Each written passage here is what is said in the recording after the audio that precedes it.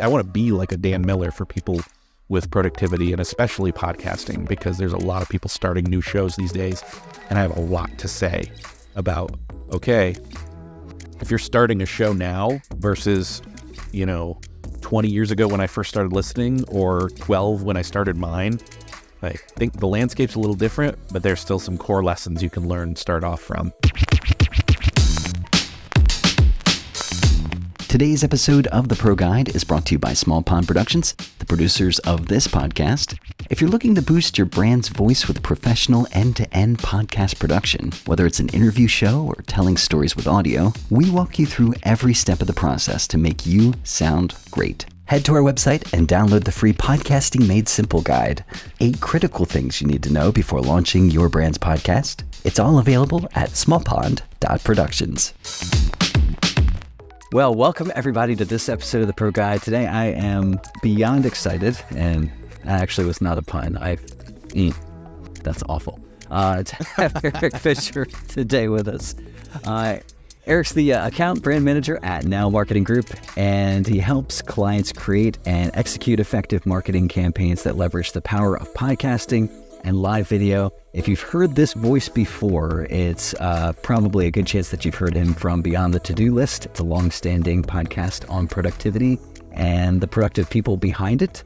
And Erik is one of maybe 3 or 4 people I can think of that has been in podcasting as long as he has. Wealth of knowledge, wealth of insight in that space, and definitely knows how to create engaging audio and visual content that resonates with audience, drives results. Erik, thanks so much for joining us today. Thank you so much for having me. It's great to be here. I love everything about Beyond the To-Do List. It's a fantastic show. I am honestly surprised, not surprised at the longevity, but just surprised at the ability you have to drive that much insight over that much that long-standing period of a time. Do you have, because it's been over a decade now, do you have a time, a slice in your head as to like when the idea for that podcast came out? Because productivity shows now, like there's a lot out there, but for that to be that new of a time period where Steve Jobs holds up an iPhone and says, hey, podcasting's a thing now. And, ta-da, here it is. And you can listen to radio on your own time. Do you have a picture in your head as to when that just kind of like the light bulb came off for you and you're like, I would love to hear more about productivity? Well, I can give you the origin story of the podcast if you like, because it actually predates the iPhone. The iPhone was actually an inflection point, so we can get to that. The iPhone, I think, was 2007, 8? Yeah. Something like that. Yeah. So summer of 2005, I'm sitting in a cubicle doing data entry, listening to music. I've got headphones on. I'm staring at a Dell tube monitor with a tower sitting next to it. I'm just typing away and I'm listening to music and I'm like sipping my coffee, and iTunes, as it was known then, pops up and says, we've got an update. And I'm like, cool, I need to use the bathroom and refresh my coffee. So I hit okay. And I get up and I do the rounds. I come back, sit down, and it's refreshed. My computer's restarted, or iTunes is restarted. And I look over it in the sidebar. There's this thing, where you've got albums and all the different things, and it says podcasts. And I'm like, what? What is that? Yeah. And the iPod existed at that point. And I'm like, what? I don't know. I don't have one. So, and I click on it and it takes you into it was the first time I ever saw it. And I'm looking around. I'm like, what is this? It's not movies. It's not music. It's not TV shows. It's podcasts. Shit. And then I start clicking on some of them and it plays. And I instantly know, it's radio shows. It's like TiVo for radio shows, to use another term that was popular back then and completely irrelevant now. And suddenly I'm like, oh, I'm going to do one of these. I already knew, like right then, because I was a communications major in college, and I graduated in 2001, so that dates me. So this is 4 or 5 years later, and I'm like, well, I studied radio, and I did an internship at a radio station, and okay, how do you do this? And and Steve, I'm pretty sure at some point Steve had done like a keynote where he showed himself doing like podcasting stuff, but I think that was a little later. Anyway, maybe later that year, they'd already added it as like a consumption device, but not as a like GarageBand. They hadn't added it to GarageBand as a tool set That's yet. right. Man, this is really geeking out on old stuff. No, this is great. We dive deep early but here. think about it. That was 2005, and here we are, 2024. Next year in the summer, 20 years since that point in time. So, fast forward to 2007, and I'm doing a comedy podcast. Like me and my friend were doing like a late night talk show. Our version of that. We'd rush home to his place. He had a spare bedroom set up where the mics were there, and we had his iPod with the music cues where I would, or mine actually, and then his on the other end of it, out the side, the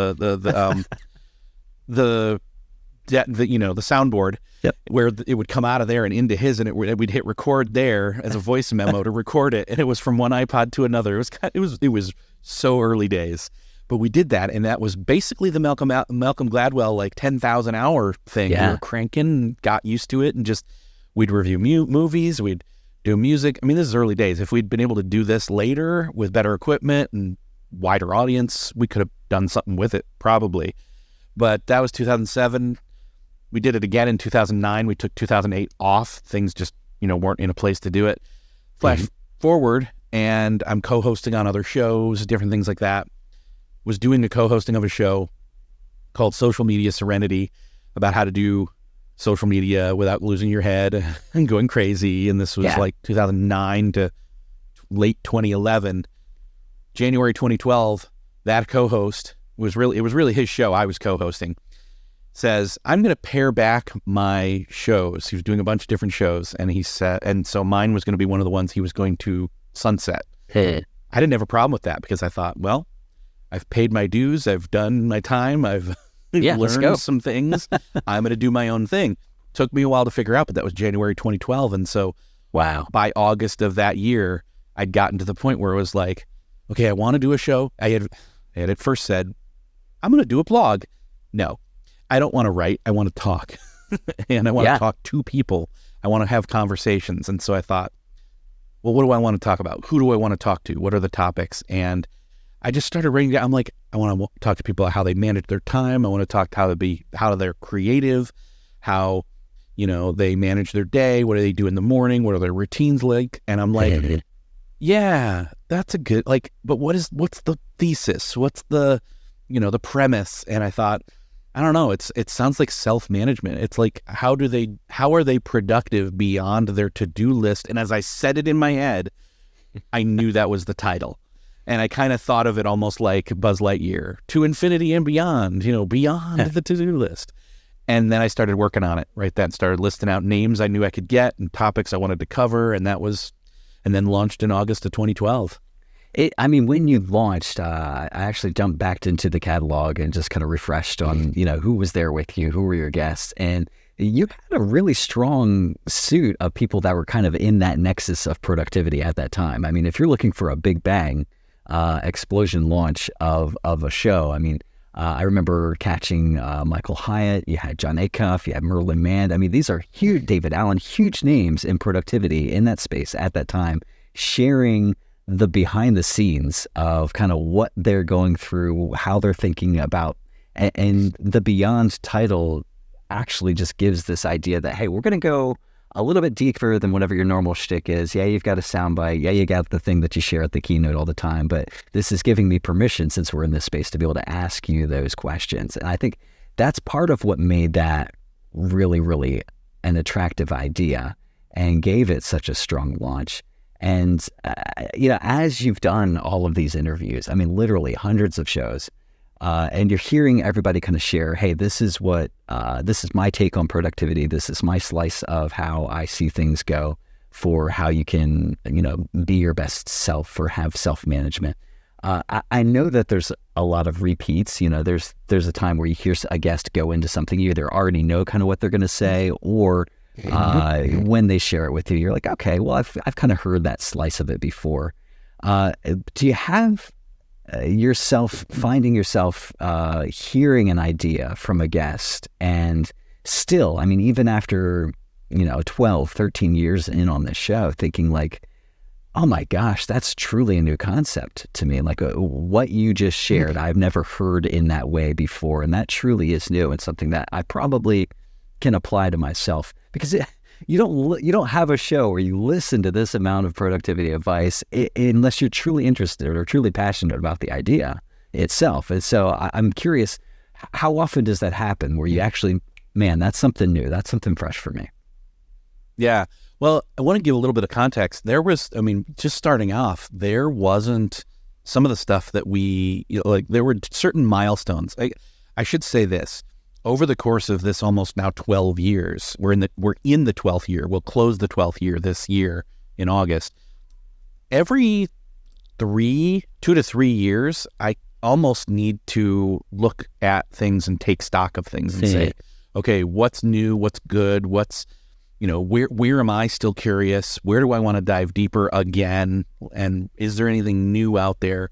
So that's been a lot of a renewal, and in fact, that's where I'm at right now. Again, like this past year has been what's the next? I don't want to say next level, because it's not like, I don't see it as leveling up. I see it as aging, almost like a wine or something.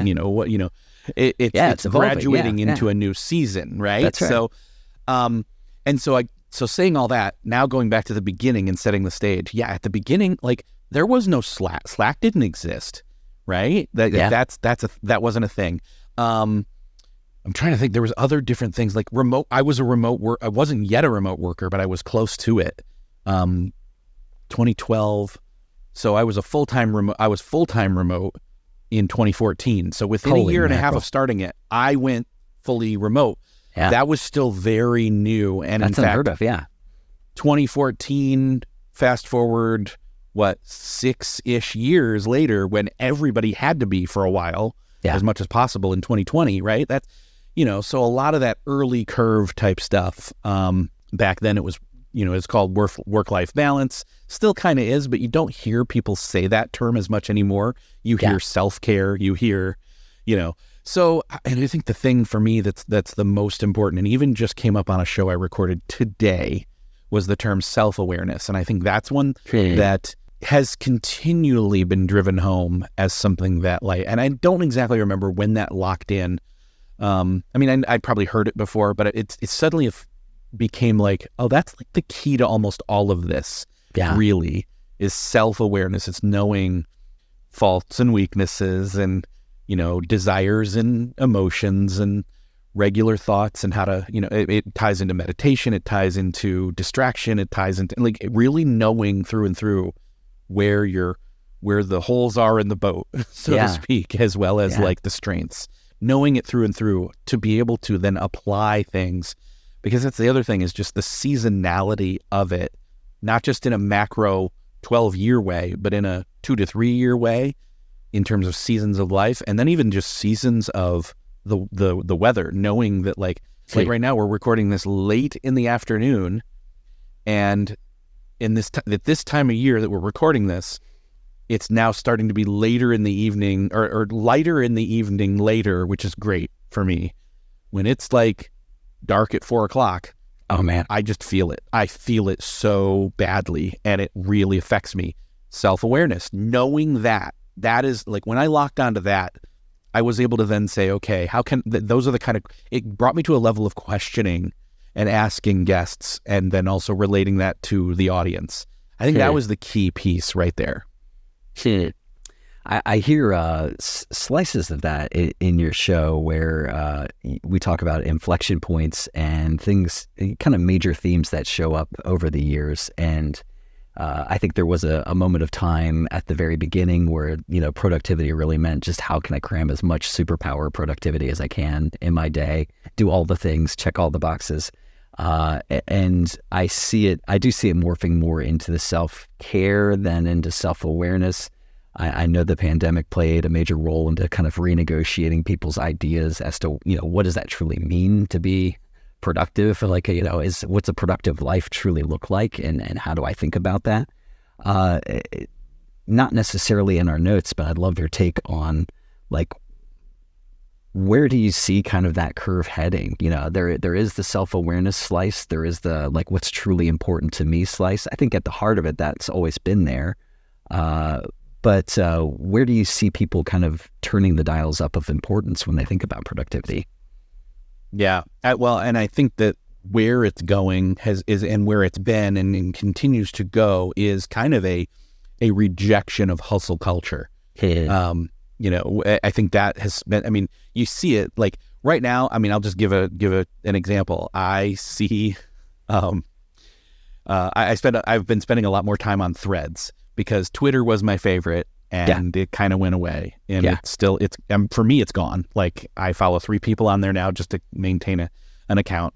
Not going to go into all that, but I see when a meme comes through that's kind of like, hey, I did this and I did that, and this is when I get up. And like there's one that was from like this week, I think, that I saw was somebody saying something along the lines of, and when they were poking fun of the people that were sharing it were poking fun at the guy originally who posted it and his math, how wrong it was. That it was like, he says something along the lines of, you got 24 hours in the day and you got, you work for 8 and you sleep for 8. So that's 16 hours. That means you've still got 10 more hours in the day. Now, if you're paying attention, that's actually math that's wrong immediately right there. And he's saying, so 8 and 8 is 16. There are 24 hours in the day. So 24 minus 16 is 8. You have 8 hours left. I may have seen this. Is this the guy that talks about like he fits 4 days inside of a day or something along those lines? There's that too, I think. I mean, this is just one example. There are many of them, but I love that it's like, okay, but what I'm getting at is people are rejecting this idea that, yes, it's great to squeeze all you can out of the moments that you have and the time that you have and the resources that you have, et cetera, and even to work to protect / grow, gain, whatever, more money, more time, more resource, more energy, all of those things, so that you can do more. Yeah.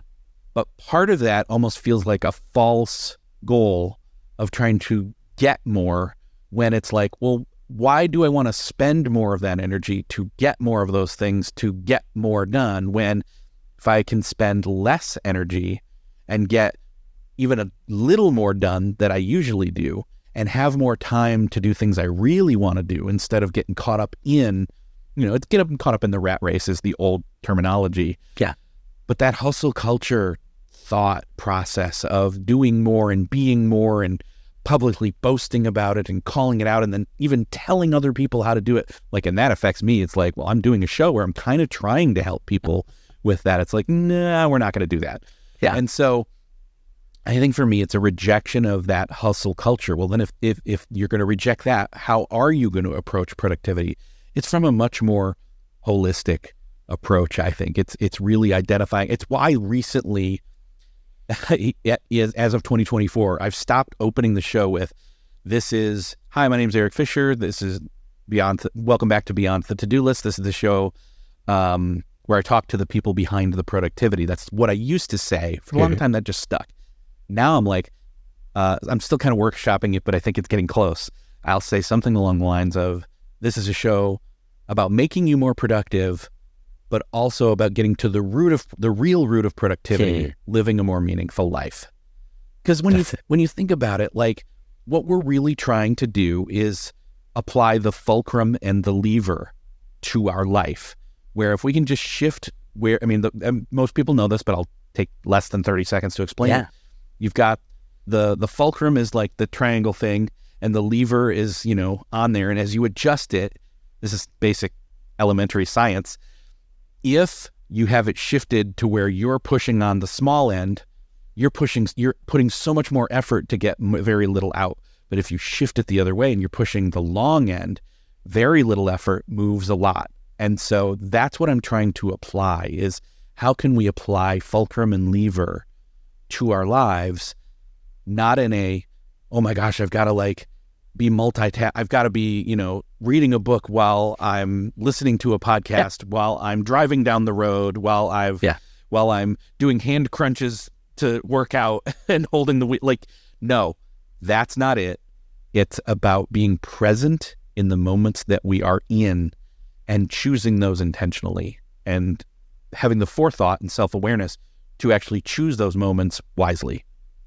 I think you've touched on something that for me, I never really articulated, but one of the reasons I was attracted to your show, outside of just, I mean, great, it's great content, is there's the cult of personality that you talk about, this, the Grant Cardones, the Ty Lopez's of the world that say, if you just, do this extra thing, and it just, somewhere along the way, it went from, I want to squeeze as much great productivity as possible out of my day. It went sideways, and people are now entertaining themselves with consuming the content, and then it just kind of becomes this, whole unhealthy thing. I feel like your show has eschewed some of that, where it's just like, let's just get the ideas and let the idea, and yeah, there might be a name you recognize here and there, and that's great, but like, let's talk about the ideas that are behind some of the frameworks that these people have to share. One of the people that we have in common that I'm really curious about your take on is Jeff C. And I love, he seems to have a really fresh set of ideas that to me seem like you don't hear the takes that he has as often. And I would love to hear what you think about the entrance of AI and large language model stuff into the mainstream as it starts to push its way not only into productivity, but also into podcast production. But maybe lean a little bit more into the productivity slice of it first. What do you see with ChatGPT? I saw LinkedIn, you started getting, working on some certifications, really trying to like, hey, let's educate ourselves about this. Let's figure, okay, you've handed us something. Here's a tool. Let's figure out what this is and what we should do with it first. Just curious about your take on it. Like what are the potentials? What are the pitfalls? What do you see kind of coming down the pipeline? I think a good majority of people start to see like, okay, it'll help me summarize stuff. It'll help me maybe do some show notes. That's great. What are some more interesting use case ideas, just thoughts du jour about that? Yeah, let's see. So let's go broad and then drill down. I was as shocked as everyone come November of 2022, I believe, somewhere in that realm, where ChatGPT comes out and you can go there and it's free. You can just kind of try it out on that, the free level. And I'm thinking, okay, what is it? Just search? Like, I just type stuff in and it spits things out. And I'm like, text Siri. This is weird. Yeah. Yeah. Yeah. It's like, and we've already had, again, Siri and Alexa, and sorry for everybody's things going off right now, but we've already had those things, and they've kind of proved to be dumb, smart things. Right. Like they're still so dependent on us being smart, and the communication between them, us and them, and it's dependent on us not being stupid. It's about us being way smarter than them. And I don't think we have a lot to worry about in that regard for a very long while. Yeah. I think that's my consensus now after over a year. I think there's some optimism first to these things that you can have. I think there's definitely, in all the talk of what's going to take away jobs. Well, yeah, every technology does that. Like, think about it. Every example of something, brings new instances. When you think we don't have. I mean, Jeff literally uses the example of we don't have a blacksmith shoeing horses for people's regular, everyday, day-to-day transportation anymore, but like rightfully so, because we use cars, we use bikes and motorcycles, and we walk more because we live in different cities and things like that.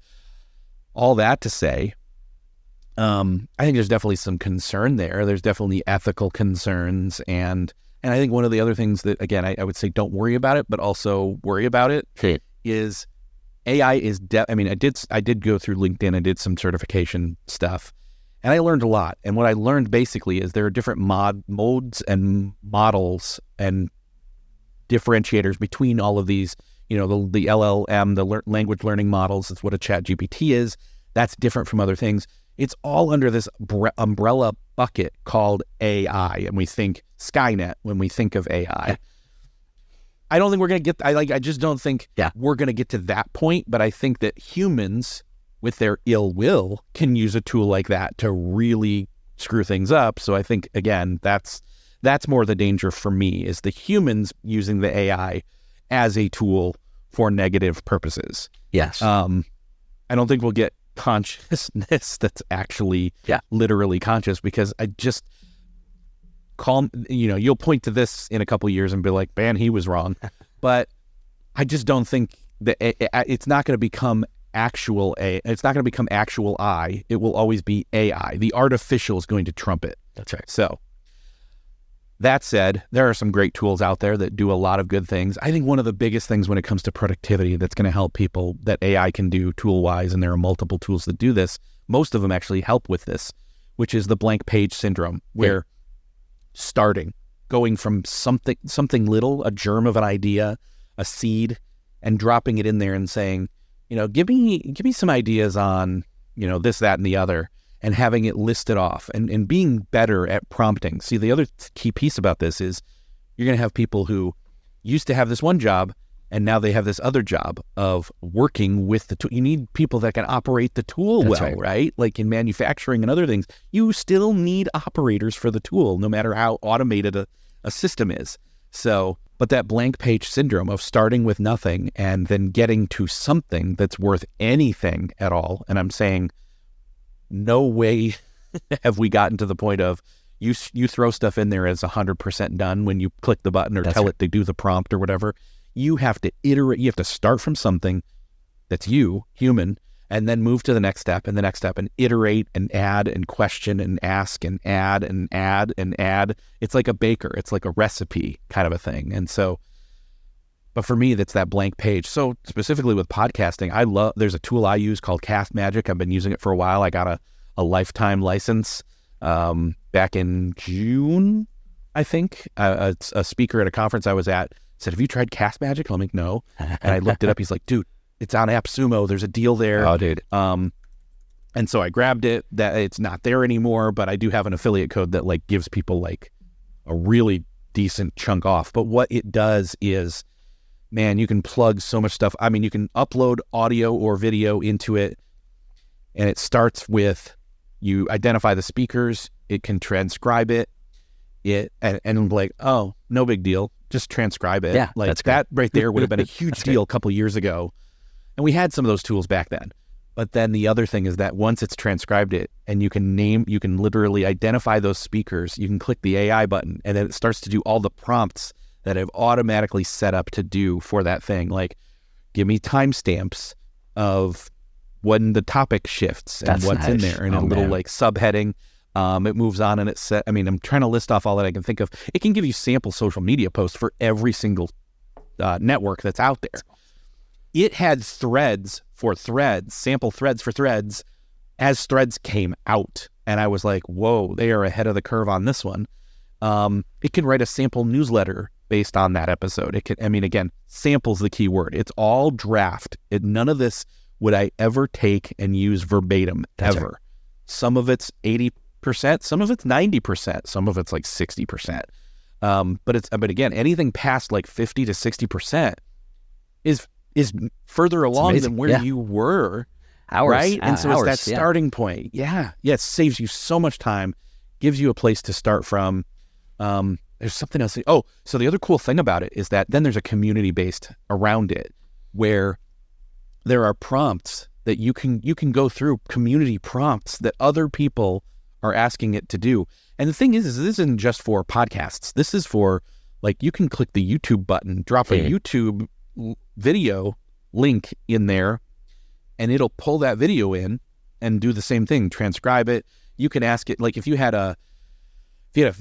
already had, or somebody else had, a series of videos that you wanted to teach a course on, you could literally, and you start to get in some of the ethical stuff here, but you can then ask it to, bring up some questions based on those videos. Wow. You can even group certain videos together. I could go through and I could select, go through all my past podcast episodes and focus on just what Erik says and say, pull out all the information that would make sense to start a book or something. So, I mean, it's not going to be, great, but it's going to be good enough to start with. Yeah. So, I mean, it's just taking the research, the file management, assimilating all of that. I mean, that to me is a huge time saver.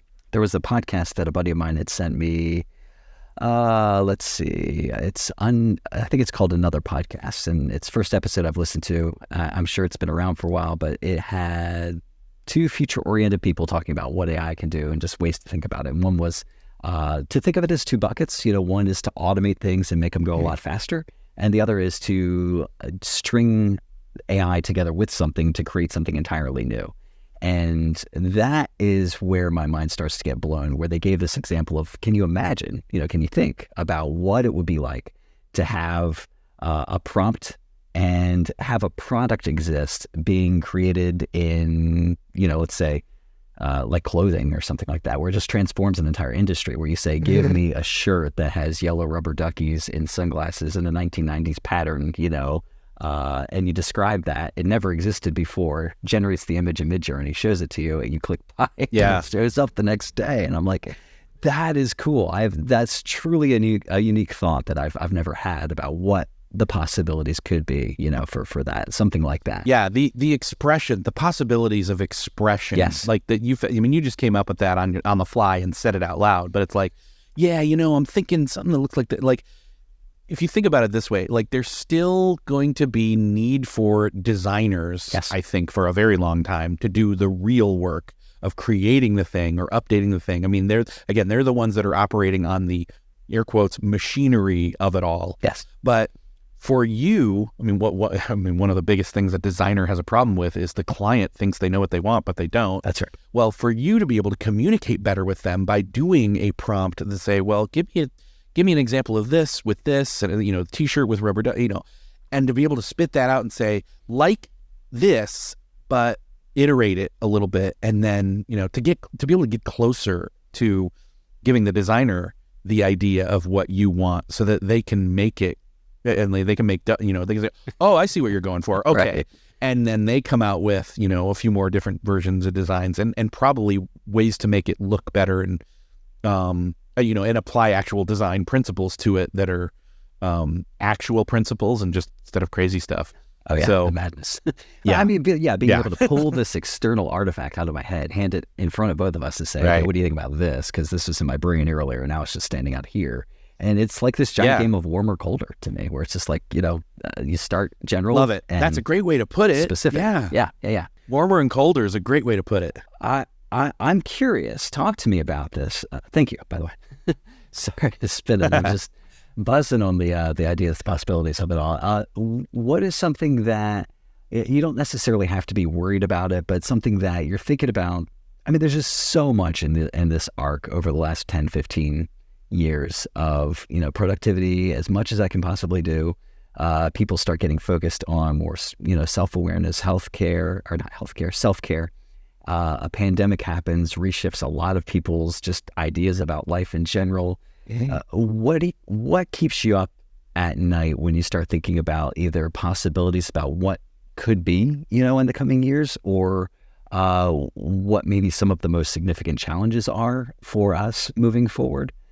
In terms of productivity, in terms of being the best selves that we can be. And I'm sure some of this is kind of showing up in your, new season as you're kind of thinking through what are the next 3 years or 4 years of the show iterating into. What are some of the things that you see ahead where you're like, I don't know how that gets solved, but there's either a lot of potential there or let's watch out. That could be a danger there for us. Yeah. Any direction you want to take that? I think I'm going to be honest and say, I don't think I have an answer, but I have a response. Okay. Some people may know Dan Miller. Yeah. 48 Days to the Work You Love, and how he recently passed. Yeah. And it was sudden. And I've been thinking about him recently, and I was talking to Jeff C. about it actually, because we just both experienced a lot of his generosity and character, and he let us come stay at his little compound there. There were spare bedrooms in this little workshop not workshop's probably not the way to put it, but like little mini conference center there on his property there south of Nashville, Tennessee. And one of the things that I noted was that at the conference that I was there and staying at his place for, he attended. He attended. It was a small conference, but the fact that he attended, I think he spoke one of the 3 years, but still, he was then sitting next to me at a table, and we're talking like, I'm trying to think of what his age was. I mean, I'm in my mid 40s. He was at least 20 years, probably more like 25 to 30 years older than me, something in that range. He had no reason by any normal success kind of measurement to be sitting there next to yet just another person and paying attention to the person on stage and handwriting notes and learning constantly learning, constantly thinking, oh, that's a fresh idea. That's a new way of thinking of that. And that's what sticks with me. Like that's one of the biggest things I can say about him. I'm getting choked up even thinking about him, man. All good. Yeah, all good. Such a good guy. And that's his legacy to me. I mean, I know he means a lot more. I mean, he did so much, and he leaves such a good legacy. He left with no bucket list. And I think that's what's kind of hitting me now is like that. But like in that lesson of like, he never stopped learning. He never thought he was better than or deserved accolades. I mean, he would accept success and he would share it with others. And he, again, very generous, but he never stopped learning. He would sit there and take notes. And then I remember walking around. I have a picture of me and him in Vegas at a conference, and we're both holding up Libsyn t-shirts that say podcaster, and I keep thinking that's a mental picture I have in my head right now. So I think that's for me, like looking forward into the future in terms of productivity and just anything that I want to do, podcasting, all like I what I really want to do is continue. I want to be like a Dan Miller for people with productivity, and especially podcasting, because there's a lot of people starting new shows these days, and I have a lot to say about, okay, if you're starting a show now versus, 20 years ago when I first started listening, or 12 when I started mine, I think the landscape's a little different, but there's still some core lessons you can learn and start off from. Yeah. So yeah, I'd love to head in that direction. Just to say, could not have answered that last question better. I can't think of a better answer, and what a fitting honor to Dan as well. Just the Todd Henry, just die empty and get it all out there, play the music, and it's I think that curiosity is an ego killer, and not in a way that you have to crucify it, but it's just it pushes it out of the way, like you're just excited. It's the Walt Disney. I want to see what's next, whatever that enthusiasm is that's really cool. And that I think I said earlier, like the whole seasonality of things, I think that's the thing for me is connection and curiosity. There's probably another C word that I need to think of to go along with it and have a trio of alliteration, to be all businessy and professional and illiterate and all that. But like those are two words, connection and, with the audience and with the guest. And then also curiosity, just where have you been not allowed yourself curiosity wise to go yet? Or where can you go again and be even more curious? Or how do you take the thing and turn it at an angle again and see a new view? That's where I'm at. So good. Talk to me, because you just mentioned starting a podcast in the year 2024, and why the heck would anybody ever want to? No, I'm just kidding. There's so many people that are doing that, and you almost don't want to have the curse of knowledge where you have this over a decade of weight, behind you of how things have been done and where they've led to, and how much easier it is probably to have a fresh idea with a clean slate. But there are timeless core principles, and you also have the wisdom of knowing where things have headed. So maybe you can see kind of the arc, the trajectory of the ball as it's being thrown. So, what are some thoughts on, hey, I'm just getting started. I have the seed of an idea for a show. Couple of first steps or core principles. Yeah. So one of the things that I would say, do exactly like I did, which is sit down and see if you can't come up with like 52 episode topics or guests or both, and have that be a runway to start working with right up front. That was something that I heard from somebody, I can't remember exactly who, probably multiple people at the time. And so that's what I was doing. I was sitting there really kind of brainstorming, gathering that together, because there's a certain amount of, hey, just start, that makes sense. Yeah. Just get going, start doing it, start practicing in public and getting better. and or look to what other things you've been doing that you can pull from experience-wise to get you up to speed faster and better. Because again, there's no experience like doing it that's it literally in and of itself that's going to get you there. But there's also no wasted experience that you can't pull from something else that you may have been doing that applies and is, applicable to this starting. That said, there's also a good idea of not starting with nothing and just kind of winging it and saying, no, I'm, being an overinflated ego in some senses. Do that planning, do that homework, come up with a good premise. You may have an idea for a show. That doesn't mean you have a show. Okay. It means you have an idea, and what you need to come up with is a premise. I think I would have come up with maybe an even more strong premise from the beginning. One of the funny early day things was that Michael Hyatt was referring to my show on one of his episodes early, and he was saying, Erik Fisher, my friend Erik Fisher, has this show called Beyond Productivity. Oh, that's a great title for a show, but that's not my show. But I kind of like, oh man, that's a Should I rename my show now for the Google Juice? Right? Yeah. right, yeah. And because then the productivity is right there in the title. Mine actually doesn't have that. I probably made a mistake not including that. Now I had a subtitle like all books do these days. Back then, where it's like personal productivity perspectives, which that's full of itself right there too. So I dropped that a long time ago. But yeah, having Jay Acunzo, he is great at this. It's what he does most of his talking about, is coming up with your premise, your unique idea for your show. And that's another thing is don't get stuck on, oh, you know what? You can be inspired by other shows. You can mimic them without copying them. You can draw from them artistically without trying to do their thing. I mean, we've had a lot of shows that have been like something on fire, thanks to John Lee Dumas. That's right. And that's not his fault. No. That's everybody else's fault copying his success, and no fault to him.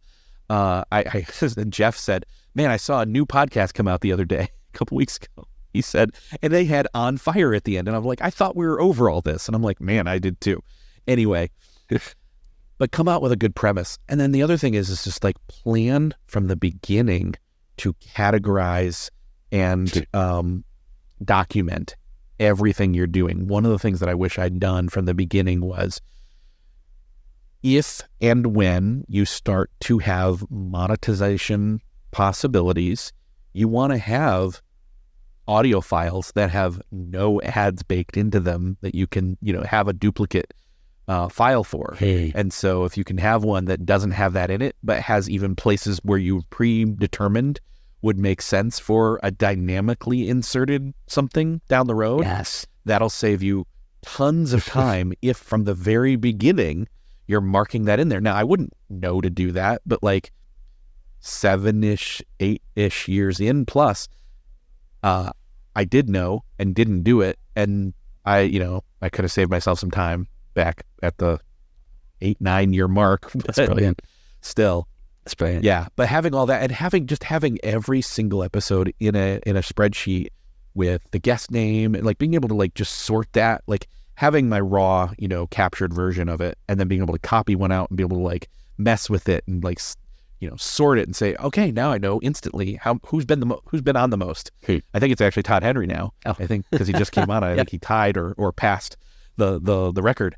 But to be able to know that and to see all the titles in one place and length and just having all that data right there at your fingertips. Now, there's probably an AI that could do that for you. Yeah. And in fact, there's probably an AI in the future that's going to be able to say, hey, here are those insert points you wanted. Or here's where those old baked in ads are. Can you want me to remove them for you? That'll all come, I'm sure. But it's not there now. And it takes you 2 to 3 extra minutes just to throw that stuff into a documentation mode, and document it with a tool now versus 2-3 years down the line when you've gotten 150 episodes plus, to have to start to go through and remove old things or tweak old things and all that kind of stuff. So your future self. Any thoughts on all of that while I'm going? Yeah, no, your future self will absolutely thank you for that. Yes. No, brilliant ideas. I think the thought process of not just starting with an idea, but an actual premise. It's a really important distinction to make.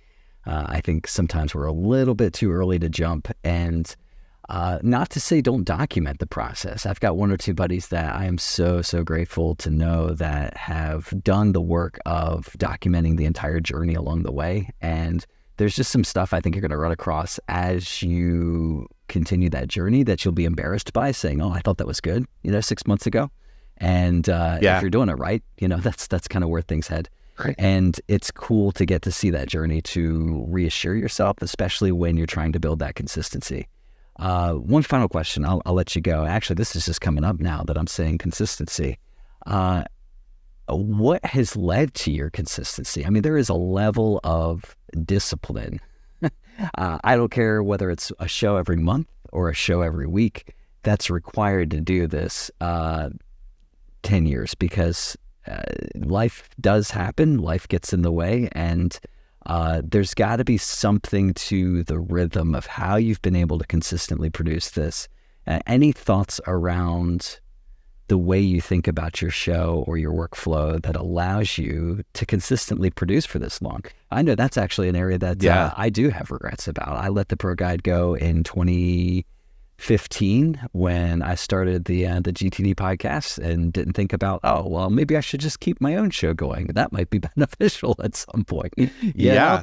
And years later picked it back up, but for whatever reason, it didn't think about the value of remaining consistent even when something shifted in my life. And I know you've, over 10 years is long enough to see those sorts of shifts happen and decide to continue even when you had the opportunity not to. So curious about that. Yeah. I'll say this, early days, it was less consistent. Like I did the first 16 and I was like, oh, okay. That's let's just call that season 1. And that's back before there were seasons that you could mark inside of all the podcasts to players.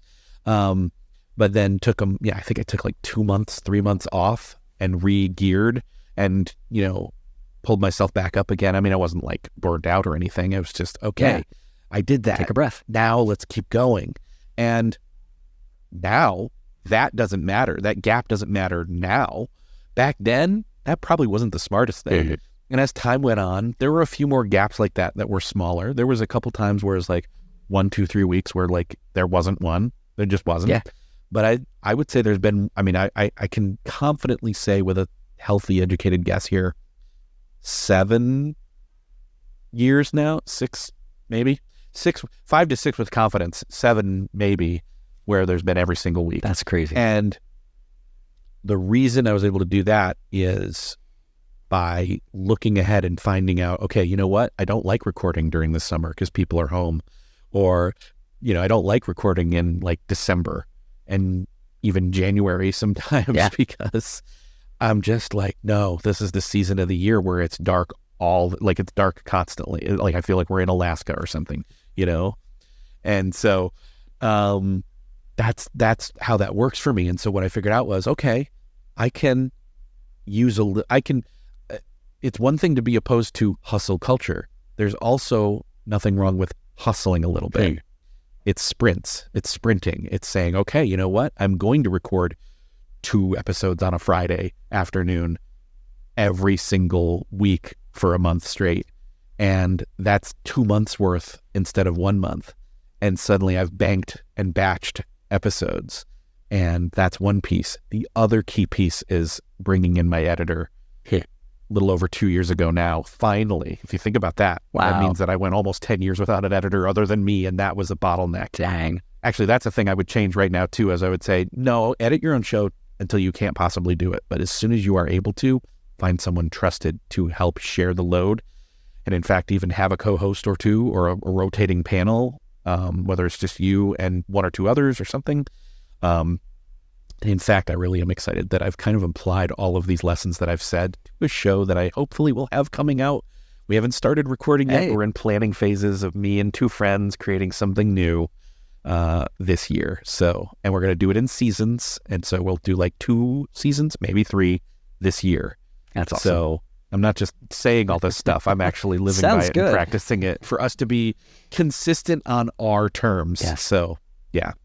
Well said. Erik, I so appreciate just the amount of time that you spent with us. Super generous about that. And anywhere, definitely beyond the to-do list.com, but anywhere that folks can connect with you and see what you're up to. Yeah, let's see. I mean, I guess I mentioned earlier, the place I'm most active right now on social is Threads.